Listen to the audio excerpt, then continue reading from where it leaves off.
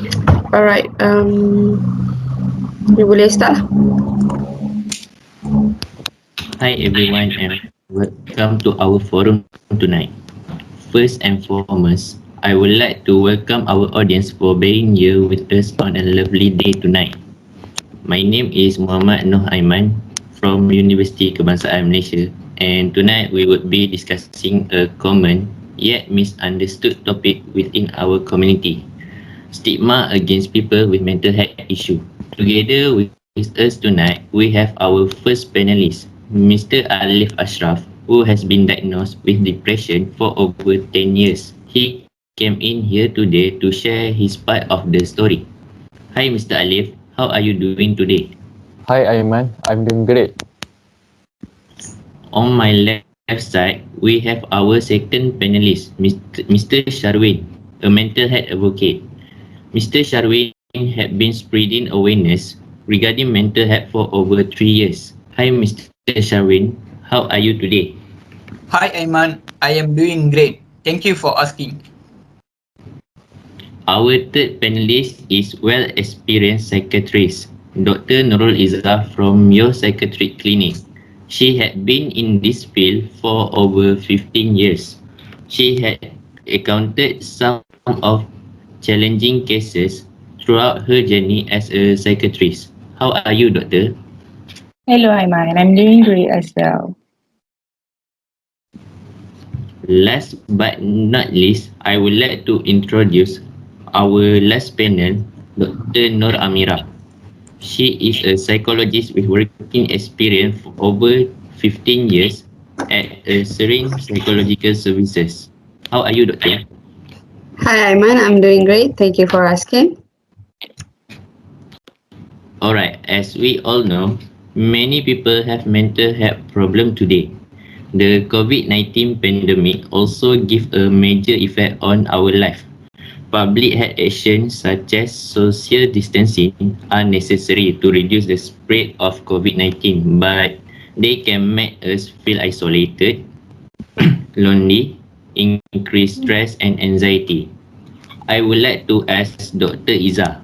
Some of us are still unaware what exactly is mental illness. Can you explain about it? Okay, thank you, Aiman. And a very good evening to everyone.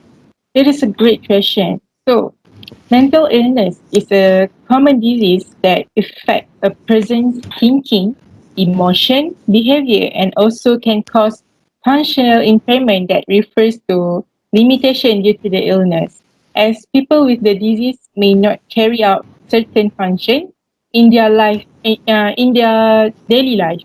As everyone knows, we have a lot of mental health issues in Malaysia.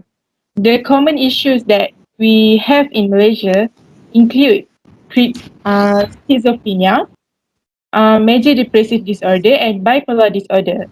What is schizophrenia? Schizophrenia is a mental illness that triggers hallucinations and delusions.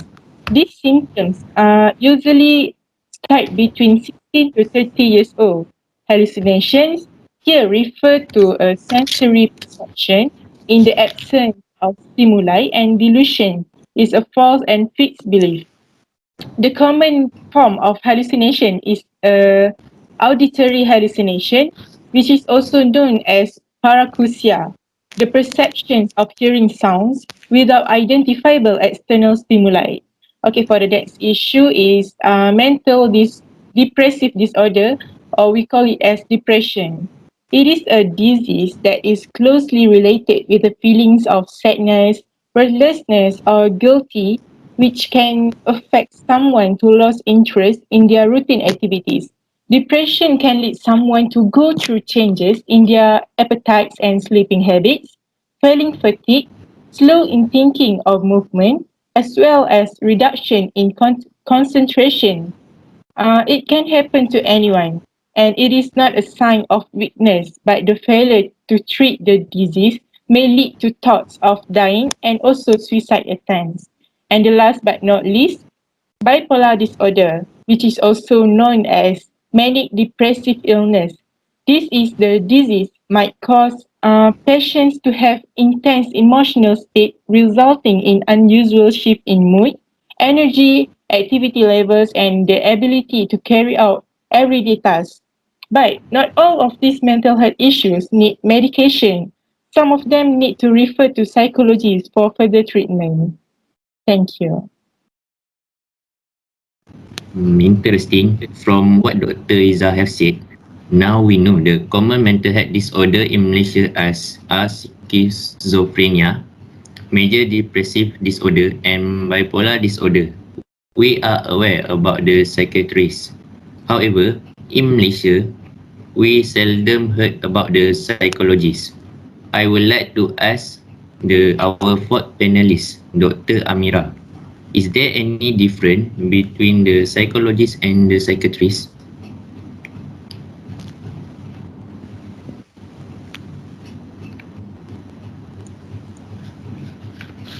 Mute.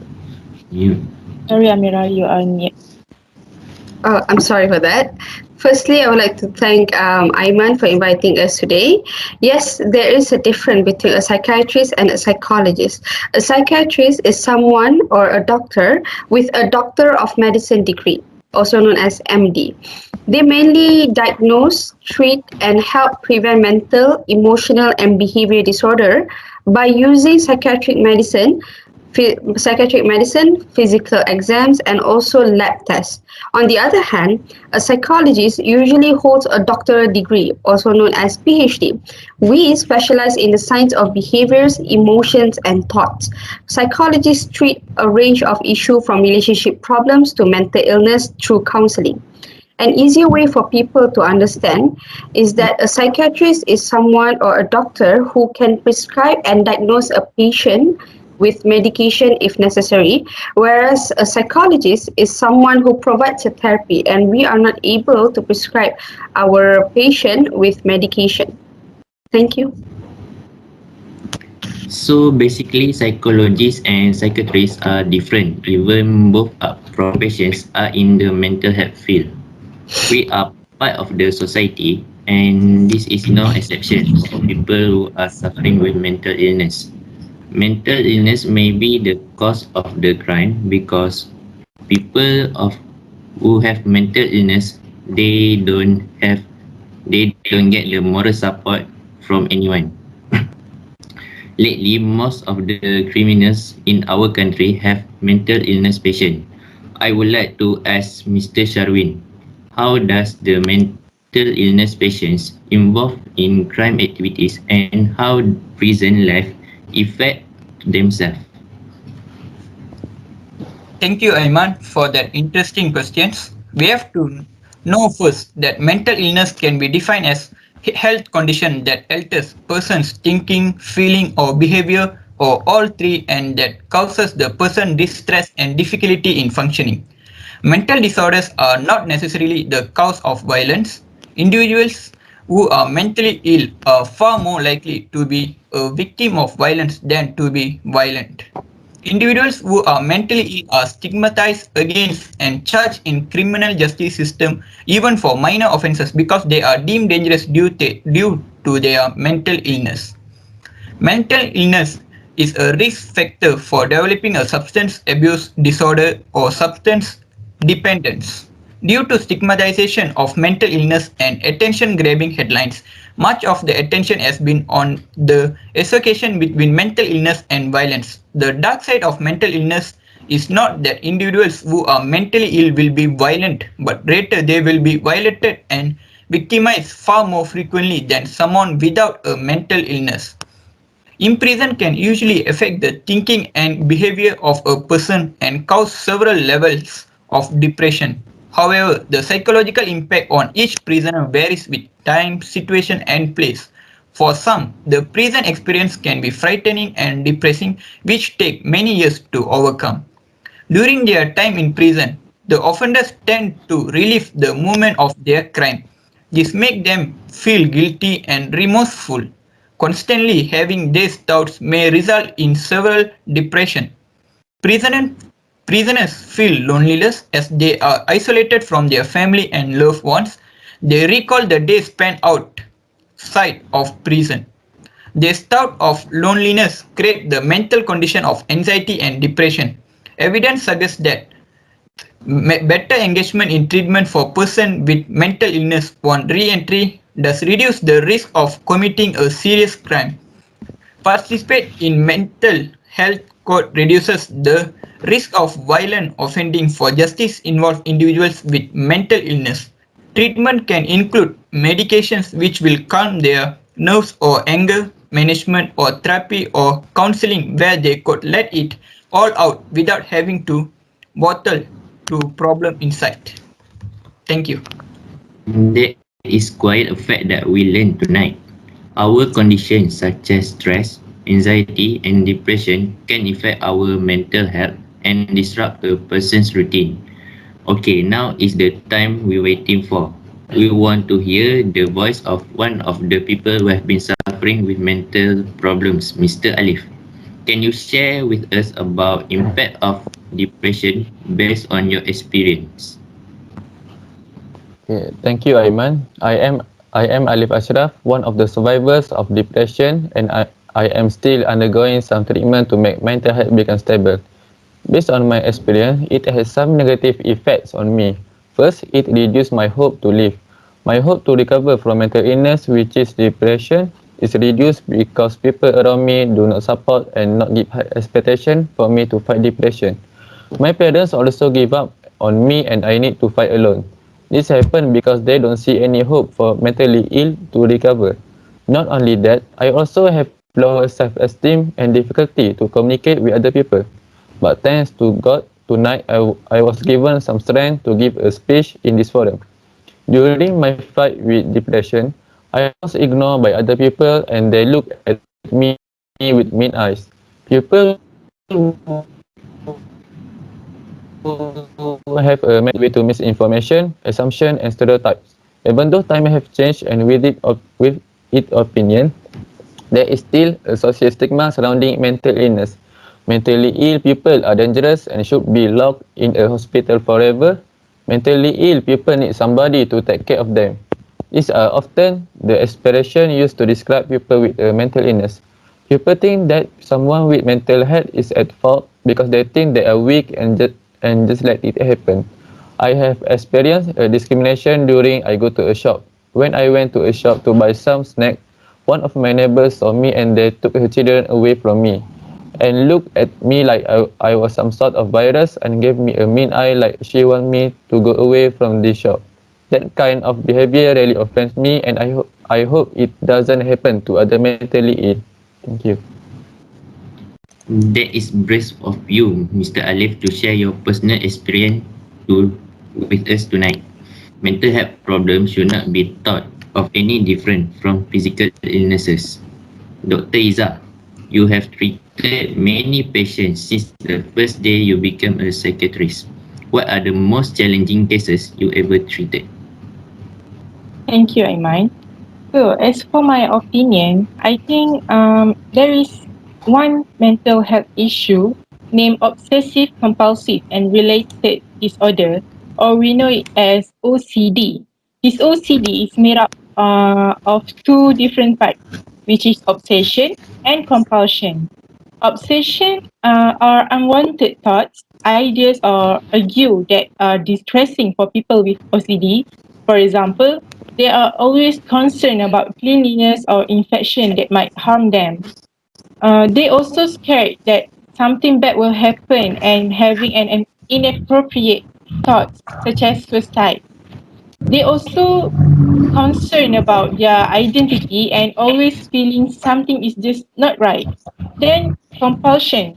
Compulsion is the things that they keep doing it repeatedly to lessen feelings of distress or to prevent something bad happen. For example, they stay away from things that trigger an obsession, repeated behavior, and mental act. So, how can we diagnose this disease? We can see people with OCD experience their obsessions and compulsions are very distressing. They struggle a lot to move on from their thoughts, behaviors, and experience. As a result, they have trouble enjoying their life as other people. So, there are two main treatments that can be helpful for individuals with OCD. These treatments do not cure OCD, but They do help to manage and reduce the symptoms that to improve quality of life. These treatments may also be used along with the other therapies or medication in some cases. The most common effective type of treatment for obsessive compulsive disorder are exposure and response prevention, ERP. ERP is a type of cognitive behavioral therapy. It helps those with OCD gradually face their fear or distress while resisting their compulsions. ERP works very well for most people and has long lasting benefits. That is why it is considered the first line treatment for OCD. Treatment may be done on their own, one to one with the therapist, or in group settings. It is usually helpful to involve family members in the treatment. The next one is serotonin reuptake inhibitors. This treatment is a type of medication that helps to reduce the intensity of OCD symptoms. It is recommended that this treatment can be used along with the ERP treatment when an individual has severe symptoms. This is why I said it is a challenging cases because the patient needs to fight with their own self. The treatments are not going to work well if the patient does not want to help themselves itself. And of course, family and friends are really important to help them recover from the disease. From my understanding, in the stigma surrounding mental health issue keep people from getting any help when they need to get better. Dr. Amira, how to know when people should consult with the psychologist and when they need therapy?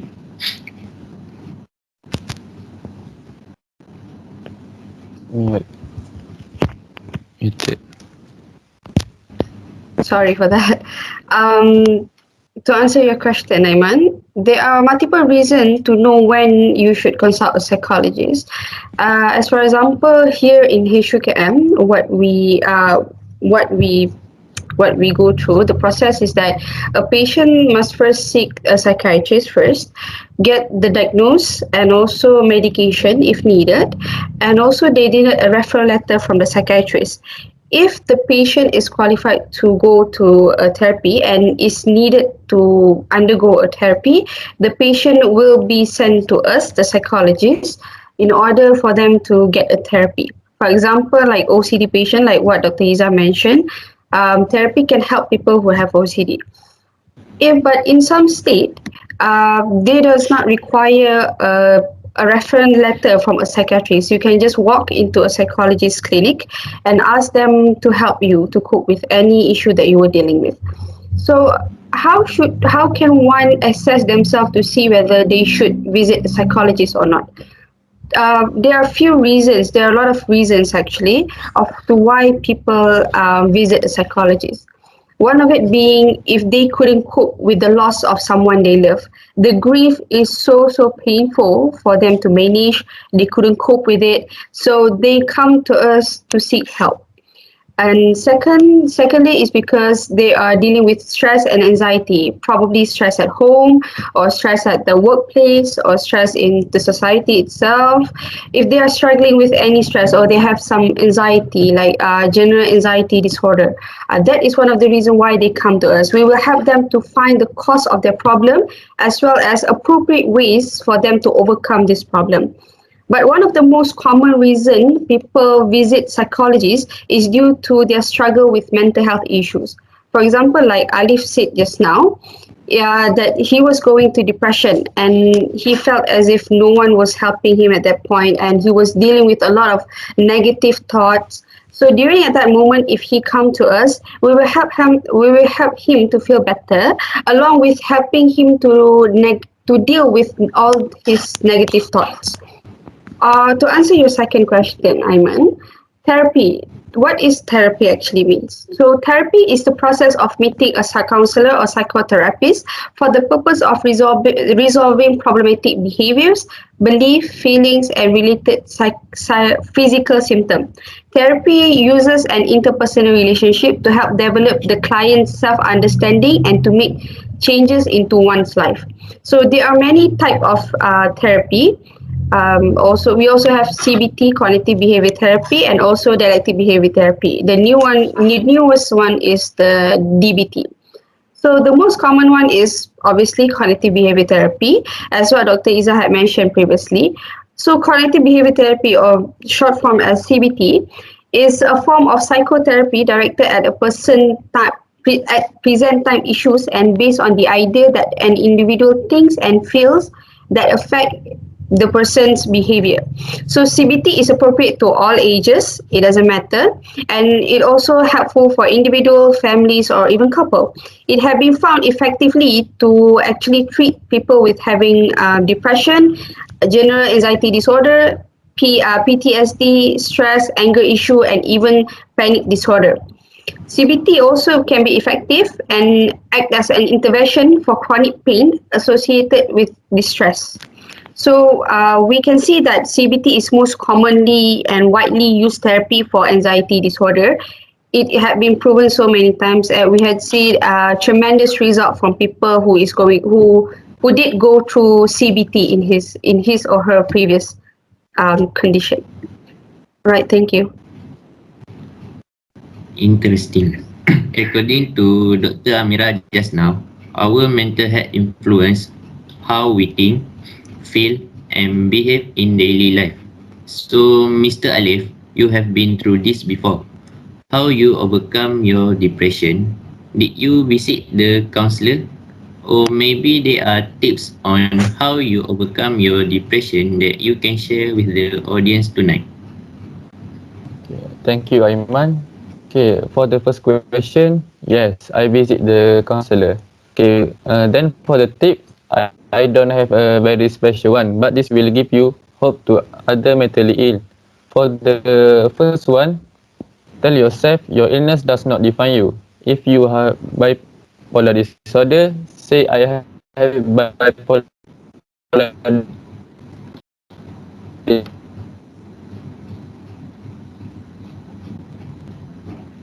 first that you are especially to the ignorant people that refuse to educate themselves. Mostly discrimination comes from people who don't understand or have a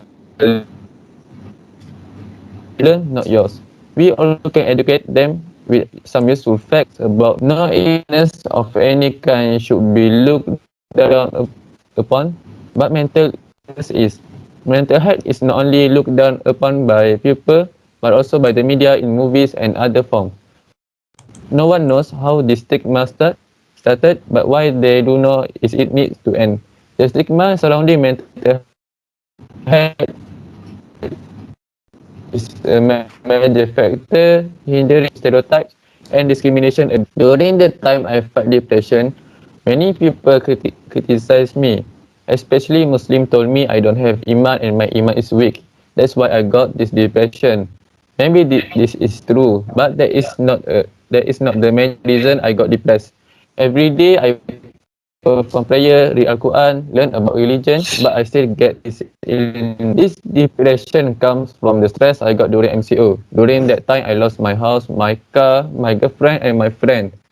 The stress reached the maximum lot in my brain, and I become out of control. Please don't judge others. Lastly, share your story to other people like your friend or your family. The more mental illness remain hidden, the more people think it must be something to be ashamed of. You can choose how much you want to reveal about your life, but don't keep it hidden or mystery from other people. Thank you. Okay. Support is an important thing in everyone's life. My last question is to Mr. Sharwin. In your opinion, what can we do to help the people that have mental health problems in our society? Thank you, Aiman. In my opinion, those who are suffering from mental illness should receive treatment as soon as possible. We cannot ignore it as a normal problem. If we take a late action, the situation will become more worse. The general population who suffer from mental disorders should seek treatment as this word prevent them from making any irritational decision. We also have to treat them as a normal people. Other than that, the government should allocate some fund for mentally ill patients. This action has to be taken mainly to increase the number of healthcare and medication centers for the patient. Lastly, more mental illness agencies should be recruited such as a National Alliance on Mental Illness NAMI.